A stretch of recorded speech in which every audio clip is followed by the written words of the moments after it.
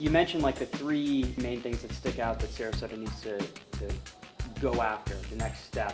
You talked about that. Can you just go into that right now? First is the agencies are so good internally.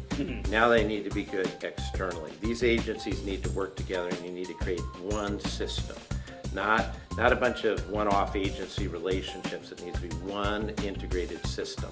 And the fact that you have such good, high-quality agencies is a really good start. But they have to integrate. I mean, truly integrate, not meet once a month, but integrate. Yeah. Number two is there needs to be some emergency shelters set up, as fast as you can for family and children. They do not need to be big, they do not need to be large, but you need to get started. And you probably need one up and around the Sarasota area and one somewhere in the sort of south or east side of the county for literally an emergency intake portal for families with children. Because right now we have people literally tonight that will be behind Walmart and the big box places with single moms and their kids in the car. That is just horrific. And if that's going to be how we're going to be a society, that's how we will be measured. So we really need to help take care of those women and children and families right now. And we can do that real quickly.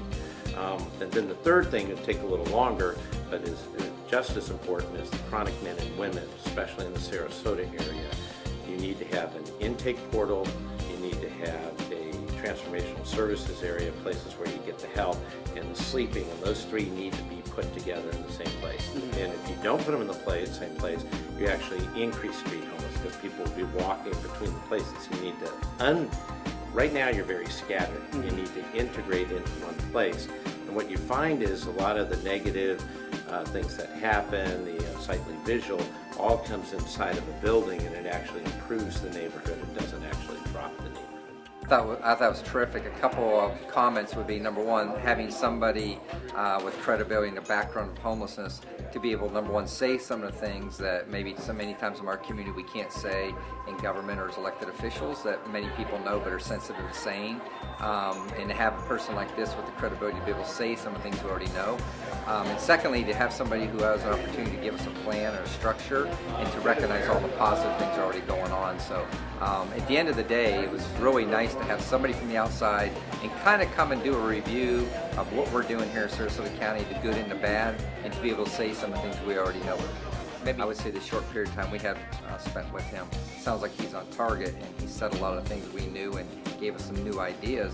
But I was really pleased to hear about how sensitive the law enforcement community is to the homeless people here. And that made me feel good as a sheriff that we do a lot of training on how to handle people. But we're very frustrated with where do we take people, how do we help people. When the community's calling the police departments and the sheriff's offices, they expect us to give them some resolution, but we need to have the avenue for the resolution. And I think he brought that to the attention today that there's got to be an organizing group that's going to drive that avenue of resolution for the